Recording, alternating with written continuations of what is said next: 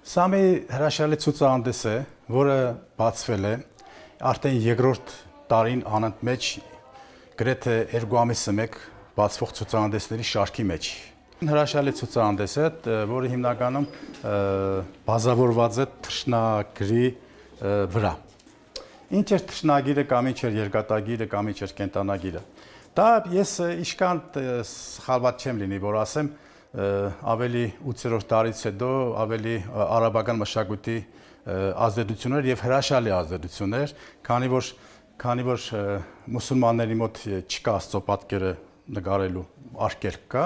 իրանք Աստծո խոսքն էին նկարում։ Եվ տարերի նկատմամբ վերաբերմունքը չափազանց հրաշալիորեն աճեց եւ մեր սիրելի նկարիչը Արմենուին, որը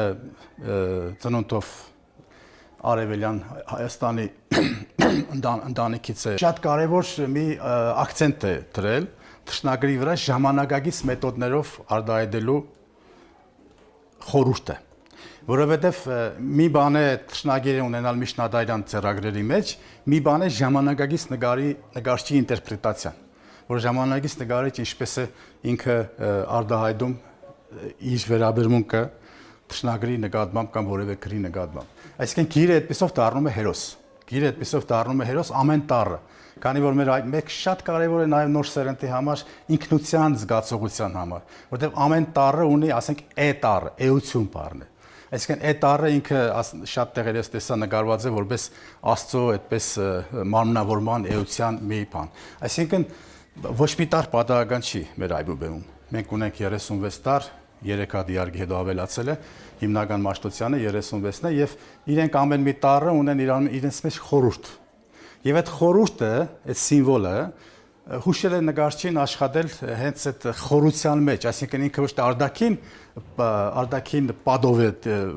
բավարարվել, այլ խորության մեջ է աշխատել։ Տարի խորության, տարի հնչողության, նախ պետք է շատ լավ մեր սովորաբար շատ դժվար պատկերացնելիք է, բայց Մեստրոկ Մաշտոցը տարադարձության հետ կապ չի ունեցել։ Նա չի ստեղծել տառը, նա ստեղծել է գրային համակարգ, մի համակարգ, որով կարելի էր հայոց լեզուն լրիվ արտահայտել։ Իսկ տառերը ստեղծել են նկարիչները։ Մեր շատ տառեր, ասենք 36 տարից 12-ը կարելի է նմանացնել արամեականներին, ինսեմպեն, արամեական տառեր են, որոնք շատ ավելի հին են, Փյունիկյան այբուբենից են գալիս։ Կան տառեր, որոնք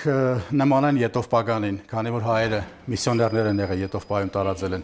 քրիստոնեություն եւ Եթովպական ավելի հին է։ Այնտեղից բերել են փեն, ցեն, քն, օֆը, այդ կլոր տառերը։ Դրանք Եթովպական այբուբենի մեջ դուք կհանդիպեք։ Ամբողջ Եվրոպայում քանի այբուբեն կա, շատերը չգիտեն։ 3 այբուբեն կա։ Մեկը հունականն է, որի վրա լատինականը նստեց, լատինականն էլ ամբողջ Եվրոպան է։ Մյուսը վրացականն է, երրորդը հայկականն է։ Այսինքն 3 այբուբեն ընդամենը կա ամբողջ Եվրոպայում։ Իսկ Հնդկաստանում կա 200։ Ամենահրաշալին նա է, որ ինքը լինելով այդպես абստրակտ պատկերացման մեջ ունի խորության մեջ ունի խորհուրդ։ Խորհուրդ տարային տարերի նշանակության խորհուրդը։ Հաջողություն եմ ցանկանում եւ միշտ ուրախ եմ տեսնել Արմենու գործերը հրաշալի ցուցասրահներում։ Ես զուտ ուզեցի հայկական լինի, որովհետև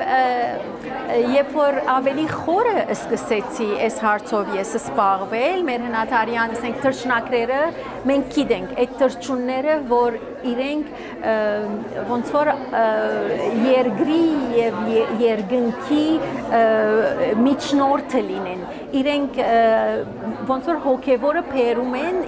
երկնքից բերում են մեզ եւ մեզ դանում են թեպի հոգեվոր։ Մենք ունենք նաև ձաղգակրերը, որը ձաղգունքի, գենաց ծարի, շարունակականության հադիգի, սերմի քաղաքարն են բառնագում։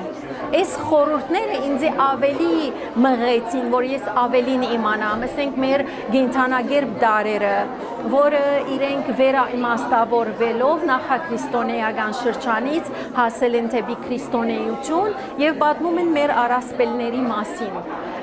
Իրենք ներկայացնում են 4 տարերները՝ օդը, ջուրը, հողը եւ գրագը։ Այս ամբողջ խորհուրդները ամբողջ բոլորի իրենց քույներով, իրենց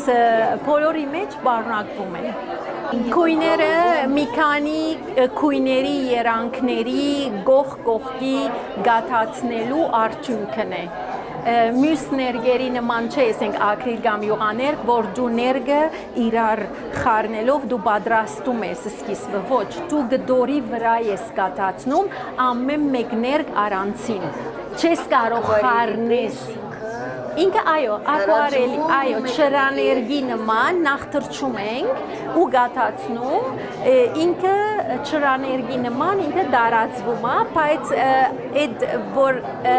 ոնց ես ուզում որ ինքը լինի, այսինքն դու կոնտրոլ պիտի անես, դու պիտի հսկես, այսինքն ինչքան չուր պիտի լինի, ինչքան բաց կունի ներգը, ինչքան մուկը որտեղ ինչպես Գերևի այդ է կախնիկը։ Մեր զարդակրերից, մեր զարդակիր թրջուններն են և հավերժությունը։ Իսկ այս տիծուհու մեջ, թե գենած ձարն է, գենած ձարը, այս հադիգի կաղապարն է և հավերժության մի մասն է և ինքը թրջունի գերբարն է։ Սրանք կենթանագերբ դարերն են, մեր առասպելական գերբարներ կան, այս մեկը, որը Քե դարն է, Քե, Քրիստոսի դարն է, որը որ տեսնում եք թե մարդկային թեմ կա, թե ցուլի թոթեմը կա, թե թրջունը կա, թևեր կան և քազանի թաթեր կա, այսինքն ոնց որ այդ բոլոր մեր առասպելները մի դարի մեջ իրենք ներգացվել են։ Իսկ այս երկու նգարները, եթե այսպես սկսենք կարդալ, այս առաջինն է, էդել երկրորդը, եթե այսպես փորձենք կարդալ, գրված է ճանաչել զիմաստություն և զխրատ, իմանալ սպանս հանջարով։ Սա միակն է, որ այսպես ձաղգակիր դարերով իրենք մեծ, այսպես մեծ դարեր են, ոնց որ թագավորական կավազանը լինի իդարի կավազանը, և այսպես այդ հզորության շուրջ է այդ միասնությունը։